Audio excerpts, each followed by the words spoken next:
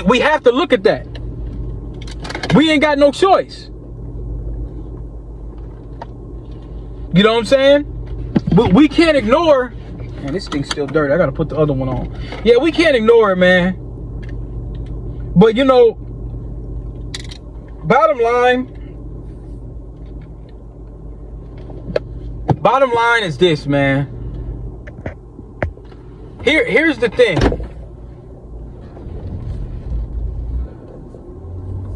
A lot of times as black folks,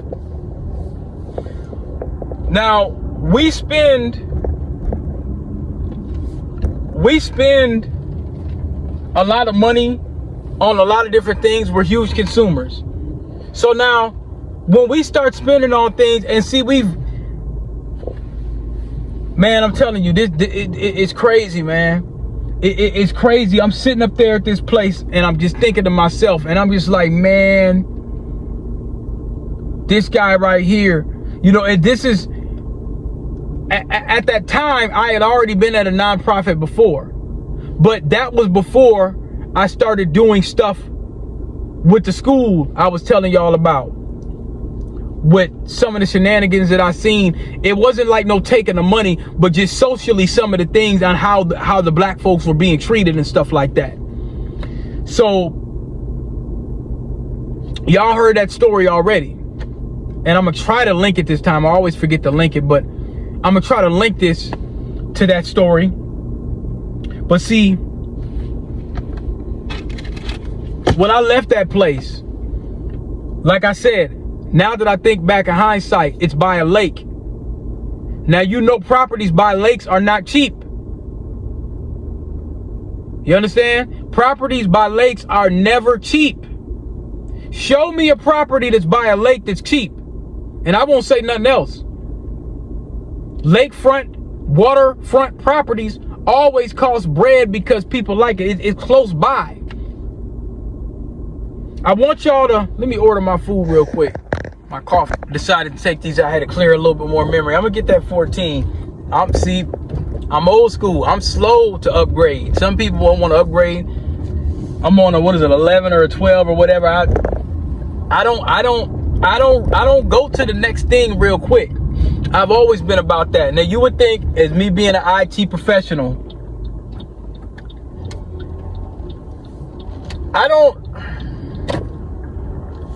I didn't have, man, when y'all listen to my stories and the stuff I be telling it, and in my outtake of a lot of different things is, it's not your typical IT story, is what I'm saying. It's not. You know, your typical IT tech or somebody that was in IT, they don't have,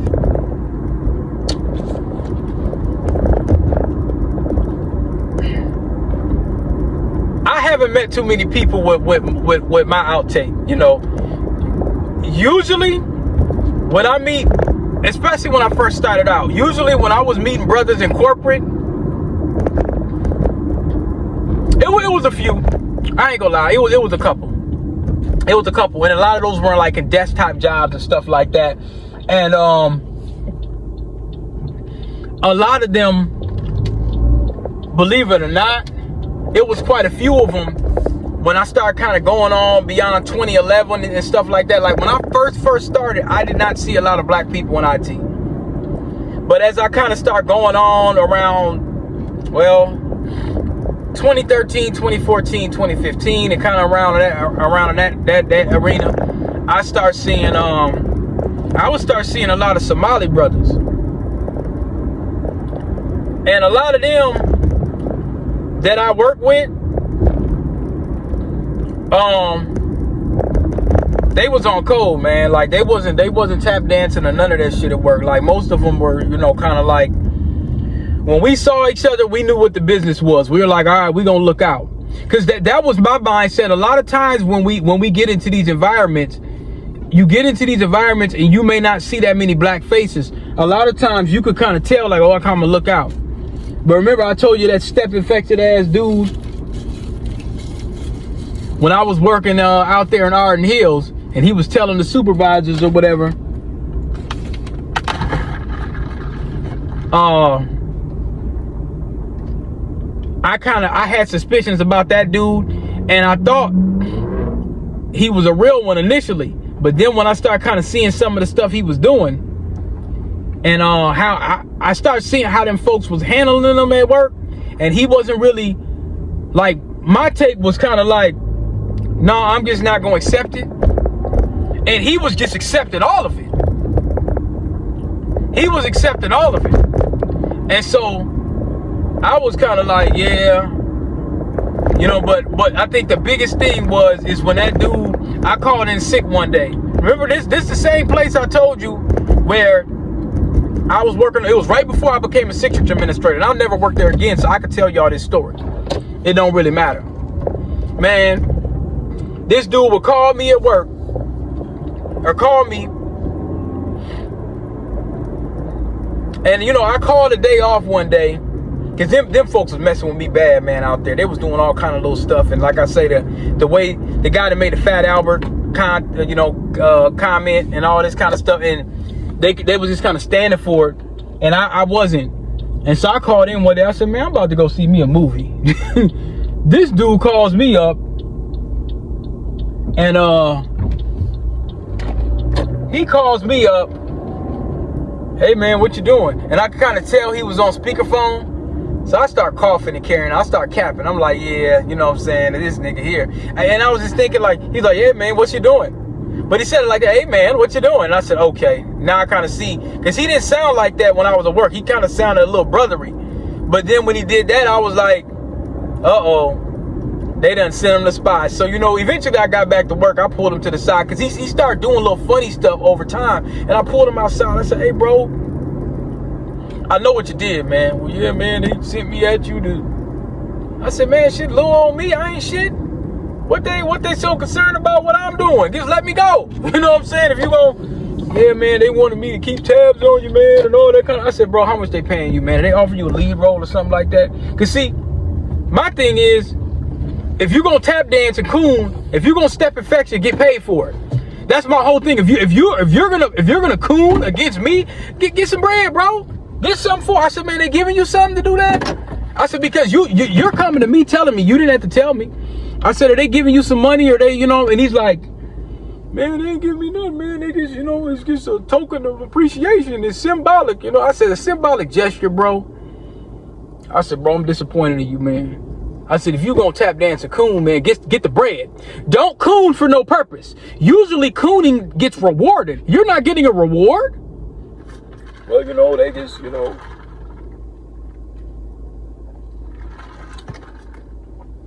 I said, is it a white woman at the job?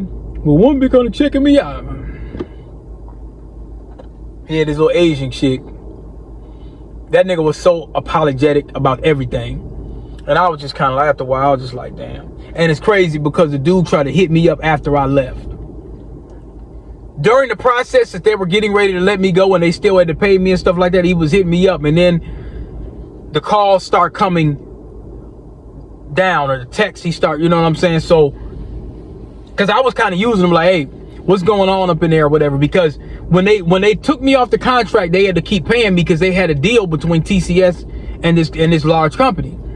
And I got a couple people over there, you know what I'm saying, placed or whatnot, you know, but sometimes, you know, if I'm not somewhere anymore and I just try to find out, like, okay, what happened? Did you know, and he's being vague about it or whatever. So they got him in a lobster claw. So, but that's a side story outside of the nonprofit or whatever. But yeah, man, these we could say a lot of times we can start vetting these people before they start asking for something to do something. We have to start looking at the people that say they're going to do something and then get it done and have a track record of doing so, versus the people that keep saying they're going to do it. And see, a lot of times you used to hear dudes, well, man, I want to do this and I want to open a nonprofit, or I want to do this and I want to do that. Men that want to do something, get it done. That's the rule. If anybody hasn't said that already, I'm saying that now. That's the rules of engagement. Men that say they're going to do something, they get it done. And there's no other conversation beyond that. And once we see you doing it, then now we can get on top of it. The reason why a lot of these Negroes like the Rollins are mad at people like King Randall and all them guys, it's not because he's a conservative. That's part of the reason.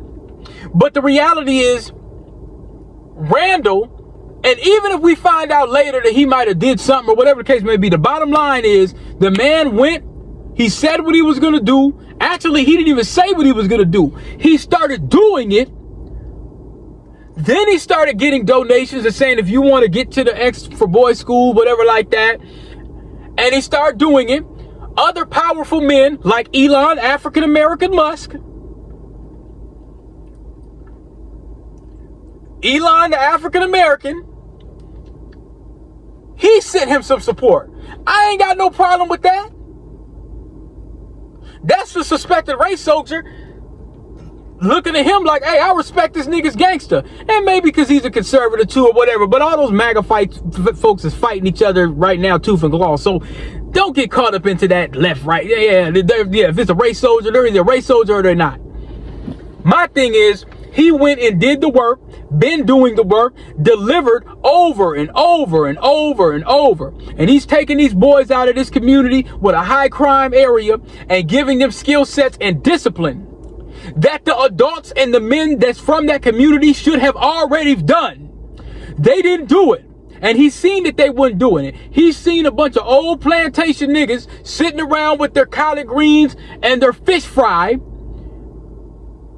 He's seen a bunch of these vote blue no matter who ass niggas. And he said, you know what? I'm 20 something years old. I'm about to just go do something myself. And people supported it. He went into the prison yard and said, you know what? I'm alone. Ain't nobody gonna support me until I stand up and fight for myself. All right, I'm in the yard right now. Now the prison's like, hey, okay. Youngin, he only about 150 pounds, but yeah, Youngin, he'll put him up against this 6'5" gorilla.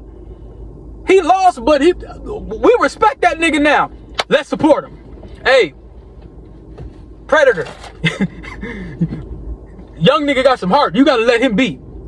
We like his heart. We gonna support him. We gonna ride. Yeah, all right, he got some heart. You see what I'm saying? So when people see you have the heart, they're gonna support it.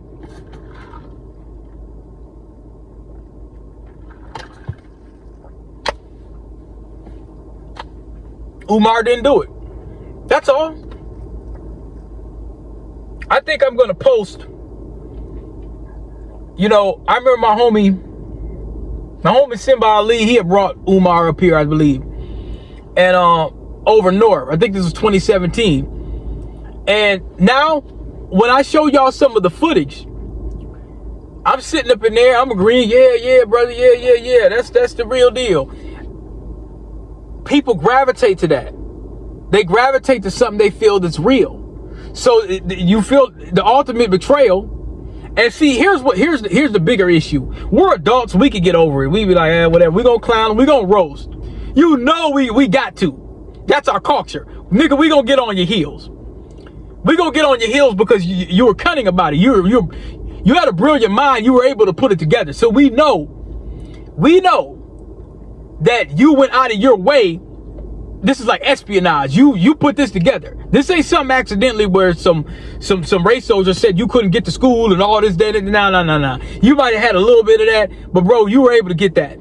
So you funneled this and you put this together, this conspiracy now. So you know we gonna get on your top.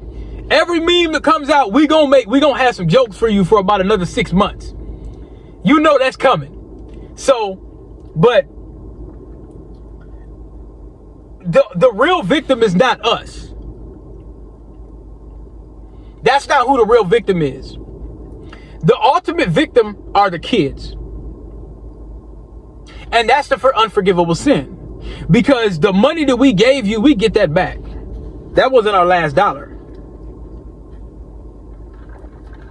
I don't really hear a bunch of people online whining and complaining and saying they can't pay their mortgage because they gave Umar some money. We actually need to be mad at them feeding our future folks more than anything. Because they did what Umar did times 50. The problem with Umar is he did this for so long And he campaigned for a very, very, very, very, very long time. But what you say you were going to do for the children, that's the major issue that people have. I keep hearing the school and you scammed us and you scammed us. You could go look. I'm going to dig it up. There's a bunch of Pan-African. Well, I say the personal Pan-African. I'm going to call it a personal pan pandering. That's been going on for a long time. The CIA, FBI, they done paid niggas and all. We know about that. Like, you know, we can pull those documents up. I'm going to find some too and throw it in the video. So they've always infiltrated the quote unquote Pan-African ideology that for the last 75 plus years has yet to stand.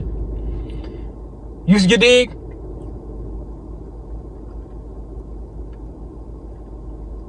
It is yet to stand. I think I'm gonna break this video in two and throw that footage on that I had.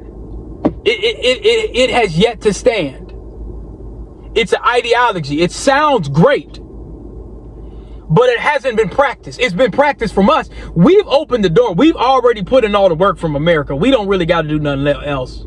We can make some connections, but we here in America have a long, undeniable, non-debatable track record of opening the door for black immigrants that came here. There's no other place on planet Earth that has opened the door as much as this specific region. And y'all can brother chat that. Has there been any other place? Australia? No. Papua New Guinea? No. Where in Europe? There hasn't been any other place on the planet that has opened the door, created the laws to the degree where folks want to come here. We're not breaking our neck to go elsewhere. It's the other way around. And if that's not true, you wouldn't have people on the internet talking about black folks being lazy and we're doing better than us and y'all been here X amount of years and you can't do. You wouldn't even have that conversation because it would be null and void. You can't open your mouth to say that without having the background of the people that have opened the door for your black ass to get here. You see? See how that works? You can't have that conversation. It will be null and void because if you didn't have anywhere that you wanted to leave, to come to, you wouldn't even say that. You'd be like, shit, I'm at the crib. I'm in Nigeria. Nigga, I done opened up Wakanda here. we got Akon City over in this bitch. We ain't need y'all niggas. But the thing is, there's no direct pipeline. I mean, at this point right now, black people around the world, we should have a Tesla. I'm talking about where I could show up to damn Zimbabwe and just hop in the damn Tesla. We should have a Tesla by now. Like my homie made the point. He said, look, we arguing about shit for 300-400 years and the George Jetsons is going on. We should be in the George Jetson area. We should at least control it.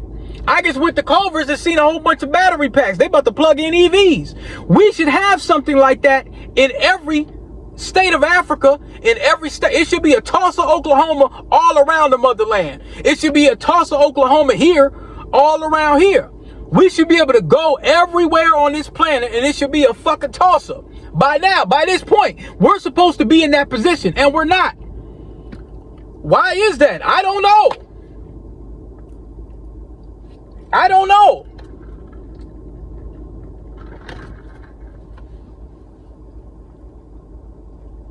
See,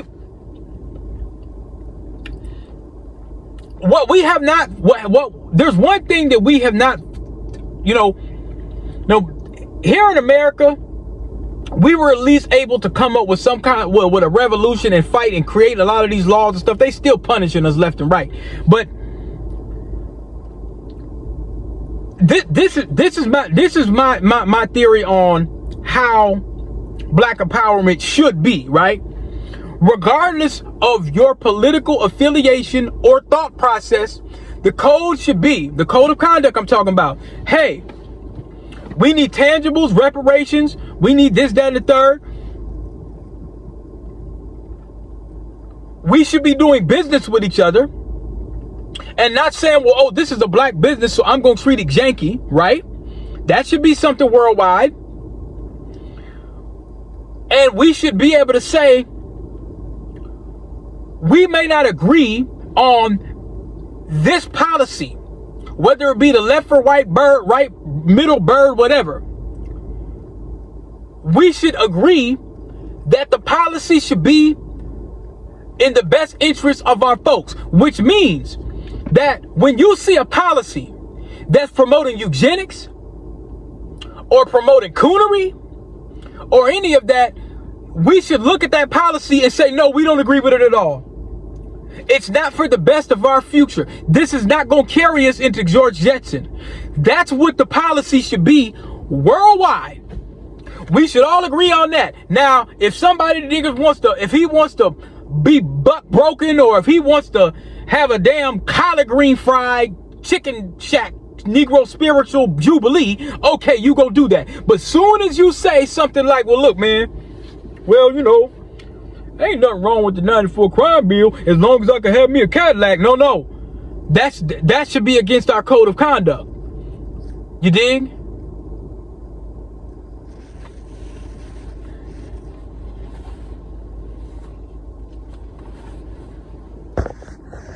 Remember, up until 1970, you didn't need a college degree to live a decent life. How many of us got grandparents and great-grandparents who worked with their hands in the factories and in the fields and lived a comfortable life? Some of them didn't even finish high school. Are y'all following me? Some finished great education and lived a better life than we live with our PhDs. But they came into the city and took out all the factories, took out all the labor jobs. And then they went into the high schools in Minneapolis and St. Paul and took out what? The carpentry, took out the plumbing, took out the electric to make sure that the white males would have a monopoly on the building trade contracts that come from the government to build the new buildings. So when you downtown Minneapolis, you see nothing but white, Chinese, and Mexican labor. It's because they decertified the high schools to make sure you couldn't get the jobs. 1980, CIA drops off crack cocaine. So the black man ain't got no job no more. Can't work with his hands. His wife is like, what good are you? He's stressing out. The crack comes from the CIA, Cocaine Import Agency. So now you gotta decide, what am I gonna do? I can either sniff the crack or I can sell the crack, right? 1980. 1994, Bill Clinton crime bill. 3 strikes, and your ass is out. Mandatory minimum sentencing for nonviolent drug-related offenses. Year 2000, George Bush, FBI, faith-based initiative. George Bush found a loophole in federal regulations that allowed him to start financing the black church. And soon when George Bush started giving grants to the black church, have you noticed they've been missing in action this whole century? I'm going to take my self-hating self and get down with my snow bunny and go have a snow bunny Sunday tonight. That's how they think around. And that's the excuse folks going to use. But like I said, when you corral that many people, so now I got 8,000 people, they're listening to what I got to say. The analytics and the algorithms is getting cracked up. So now I tell y'all this. Let's say I just tell y'all this, for example. AI is not going to affect your jobs at all. Don't even think about getting a trade. Don't even consider getting a trade. I'm misleading you. Because I want to sell some books. When I know damn well that I've told y'all about the agility report years ago. Not telling you shouldn't get into tech, but I'm letting you know this is the report. This isn't about trying to sell you into getting into tech so I can just go and get another book. Now, I'm not going to lie to you. Hell yeah, I want y'all to buy my books. Run that shit up. I could use 10, 15, and 30,000 a month off royalties. Hell yeah. Oh, for sure. I ain't never going to tell you not to do that. But I'm not going to tell you, well, the agility report, yeah, I put that in my book, but that don't matter. That's not going to affect anything in tech whatsoever. I'm misleading you. And now I got 8,000 people that might say, well, yeah, well, DP said because he got 10 years plus in experience and he done wrote all these books and he done put all kinds of hundreds of thousands of dollars in black folks' pockets getting them jobs. And he said that AI ain't going to affect your job at all. You see what I'm saying? Because I got an audience now. So I got some kind of responsibility of duty.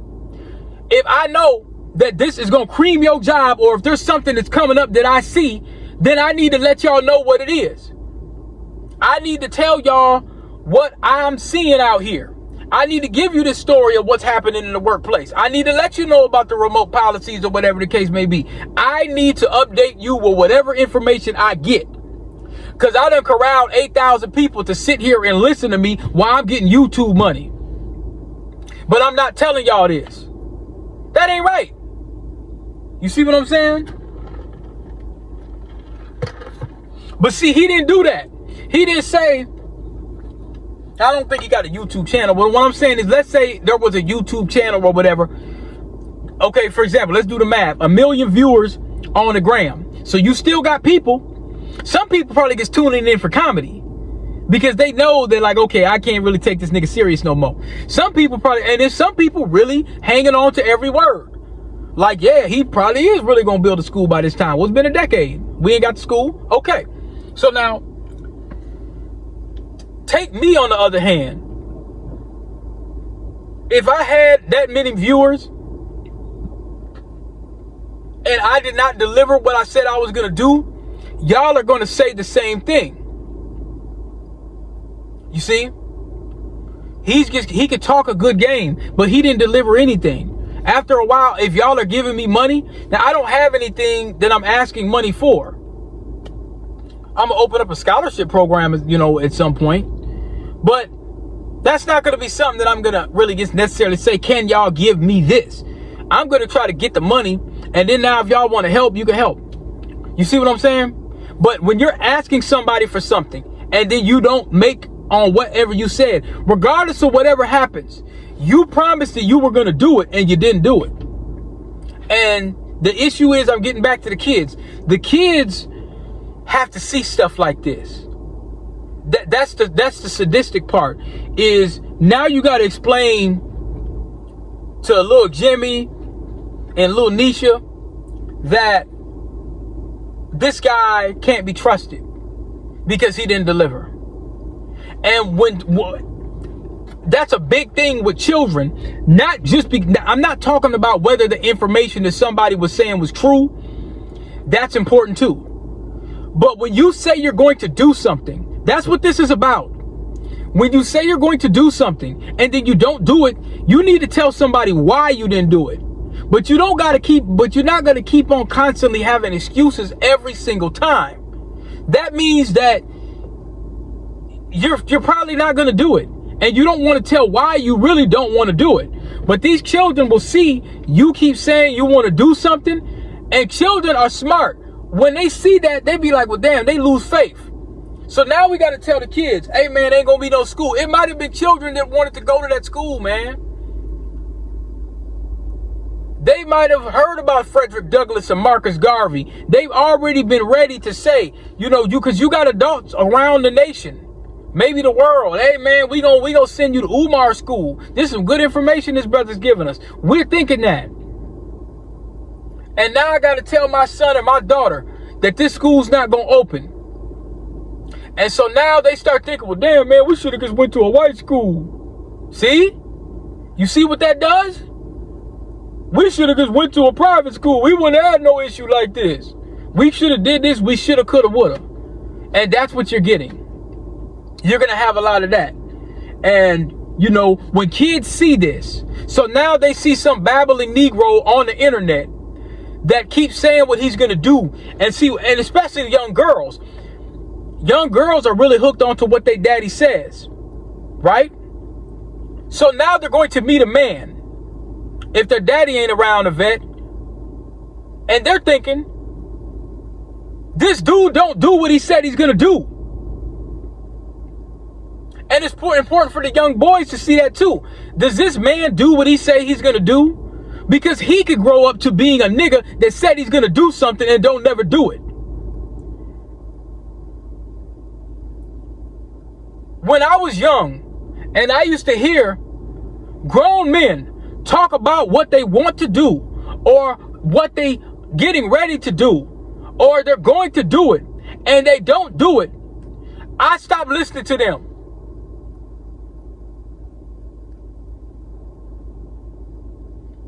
I started becoming the guy that when I say I'm going to do something, I do it. That's another reason why people kind of supported me over the years. When I said I was going to get something done, DP's going to get it done. And if DP can't get it done, he's going to give you a date on when it will get done. But he's not going to keep pushing it back. And if he thinks it's not going to get done, he's going to tell you, okay, bro, this ain't getting done. Here's why it's not getting done. I lost the money. Okay, DP, do you have any other plans for this getting done? Well, let me move some stuff around and see what I could do. All right, I think he gonna do it. And then I show up 2 weeks later and it gets fucking done. So now people can rest their eyes on what I do, not just because, well, DP just says, because a lot of times I be doing shit and I don't even say I'm gonna do it. I do it, and then once it gets done, I say, hey, it's done, bro. Whatever it may be, it's done. So niggas start assuming, damn, everything this nigga says, he does. And when he can't do it, he'll let you know he can't do it. Or if something happened, he'll give you an update on why it didn't get done. So I'm expecting everyone else to do the same. I gave you my word to get it done, and I got it done. So I'm assuming everybody else is operating under that pretense. That's how men that get shit done, that's how they see the world. So when we hear some nigga talking about what he wants to do all the time, we just think he's a fuck nigga. That's what we think. That's what we think. So when we see other men accomplishing goals and getting stuff done, and when we hear other dudes talk about what they're going to do and we don't see them doing it, we lose respect for them.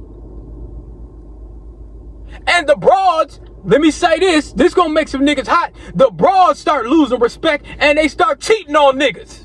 Let's talk about that. Yeah. I know somebody at work like that. Yeah. This nigga got me in the same position for the past 25 years. I don't respect the nigga. Where's that other nigga at? Yes. Absolutely. I know I'm hollering, but yes. The broads start looking at you sideways. The broads start looking at you real sideways, bro. Hey, this old lying ass nigga, he don't do what he say he's gonna do. I can't trust him. He don't deliver. Where's his friend at? That nigga does everything he said he's gonna do. This wraps around society, y'all. I'm telling y'all, this ain't no plebiscite babble. Women will look at you and be like, hey, where his homeboy at?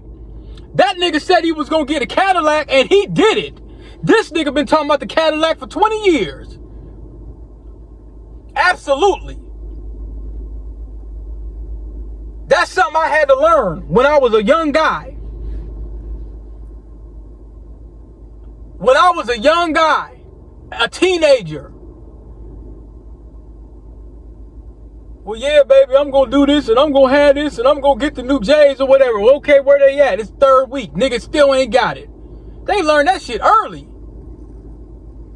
Here I am. Now comes July. I still ain't got it. I got all these plans and I got all these schemes and I got all this talk and I still ain't got the new J's. Meanwhile, the homie, he got the new J's. He done got them last week. Oh, okay. That nigga said he do what he gonna do. I see it. For real. But see, he was able to, and Umar's a metaphor. I'm talking about people that do this. A lot of the women that follow him, they still think that he's gonna do it. Some of them still think they're gonna do it. You still got and you know, they rest their laurels on that. Some of them still think that, so they still might give him a couple crumbs. That's about to end right now. That's gonna end pretty soon. Brother Polite, You see what happened to that nigga. That dude probably said he was going to do a whole bunch of stuff. And then he turned around and did some stuff he probably said he was going to do. And he did some stuff and ended up in prison, messing with some kids. You see? A lot of those kind of dudes that run under this my brother movement, usually those guys end up getting wrapped up in some kind of nefarious criminal activity and they end up going to jail. So a lot of people, they're not really into the Pan-African plebiscite, my brother, Easter Island, get Mars from reparations hat kind of, a lot of people really are kind of falling back from that, and they just going into logic like, all right, man, are we gonna get this done or not? And then we see the people that get it done, and we see the people that don't never get anything done, have never contributed anything, they just talk. And when we see that, then we're at that point, we hands off. We're in an economic time right now where people don't have time for this shit. They don't. The guy in the nonprofit that was interviewing me, as bad as I like to say, that white man was getting shit done. Probably scheming and colonizing his way as much as he could. He had an up and running business. He was giving food to niggas in Africa, all the while telling me, well, DP, it has nothing to do with racism. But them Africans down there that he was feeding, they ain't give a damn about what that man said, as long as he was giving them something to eat. And you know what? I hate to say it, but the man was getting it done. He had the brochures. He got the air flights. He got the nonprofit out in Little Canada. He was feeding the folks. He was telling me that ain't no racism, ain't no white supremacy. It's just hungry niggas living in huts and eating mud pies with flies around them because ain't nobody feeding them. The dictators, he said, it's these black dictators. The black dictators are taking over. So I gotta go and that white savior was getting it done. That white savior was getting it done. Whatever he said he was doing it. And that's how he was able to keep on doing it. I ain't saying what he was doing was right, but I can't prove that he was just doing them strictly wrong. I just knew when I heard colonizer language, like, okay, something ain't right here, but he was going to these places and he was doing these things. I seen the evidence.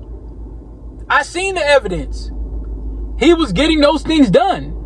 And what he said he was going to do for those people, he did it. Even if they were like, wait a minute, nigga. How you getting all this nonprofit federal money? And we sitting over here in these conditions and ain't no racism. But they're not thinking like that. They're like, okay, we're hungry.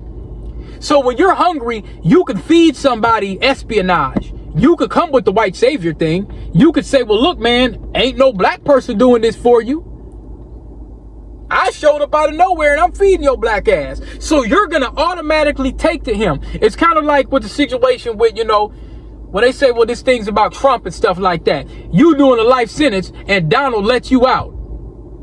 And some nigga walks up to you talking about, man, I don't like Trump, man. He ain't doing this person right and he's messing with the illegals and this, that, and the third. And you looking at him like, motherfucker, he gets let me off a 30-year sentence. There ain't shit you could say to me because you didn't put no money on my books. This man gets commuted my sentence. I don't give a fuck if he's a white supremacist or not.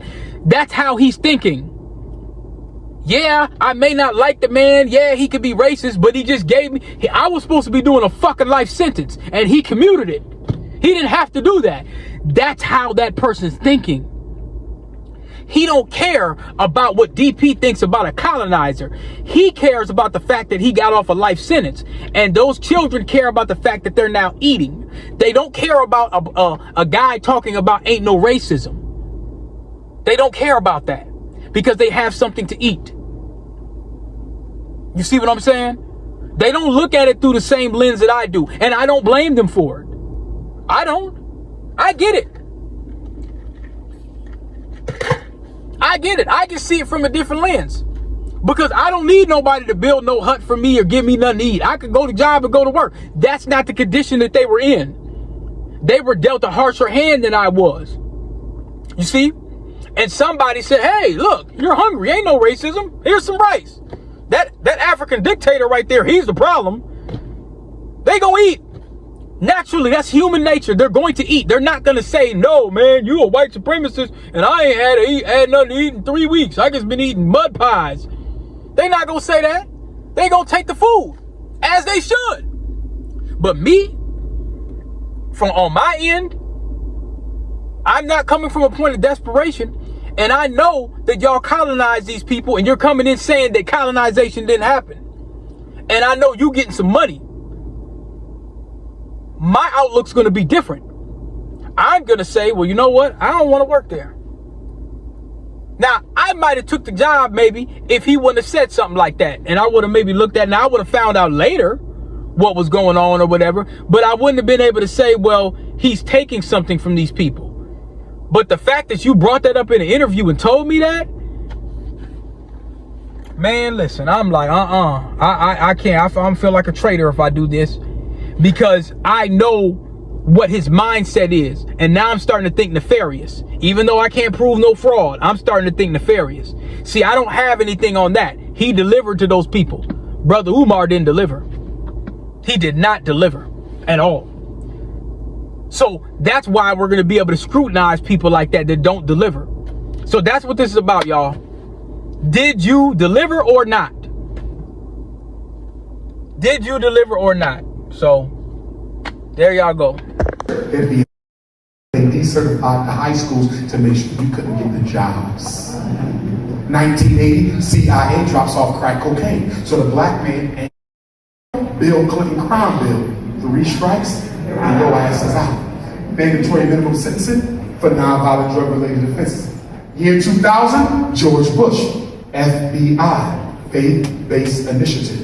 George Bush found a loophole in federal regulations that allowed him to start financing the black church. And soon when George Bush started giving grants to the black church, have you noticed they've been missing in action this whole century? The black church ain't nowhere to be found when it comes to Philando Castile, nowhere to be found when it comes to Tamir Rice, nowhere to be found mass incarceration, miseducation, unemployment, police genocide. Where is the black church? They're being paid to fall back. And then in 2010, Barack Obama. The illusion of inclusion. They set y'all up. They gave you Obama and kept you distracted with him long enough to take everything Martin fought for, and everything Malcolm fought for, and everything Stick fought for, and everything Course fought for, and everything the Freedom Riders fought for, and everything the citizens fought for. Everything we fought for under Obama, they took it up, rolled it up, and rolled it on over to the homosexuals and lesbians. They did. Listen, I don't hate nobody. Black, white, gay, straight. If a brother gay, he's still my brother. If a sister lesbian, she's still my sister. But guess what? Because I am a nationalist and I'm about the best interests of our nation, because we're going to get our act together one day. Trust me. I have to set policy for the community. I don't give all emotion. You ask me, what is your position on homosexuality? I don't hate them. But I ask you this one question. If we ain't got enough black men for our women already, I'm gonna keep it 100 right here, right now. Because y'all want to play with this thing. To a story on how Bill Gates is set to test an 8-year contraceptive on Kenyan women. And that's the deal. You know, I saw a picture with him shaking William Ruto's hand and so on and so forth. And now there's a story that I saw that the president of Namibia, Netumbo Nandi Ndaitwah, rejected the request for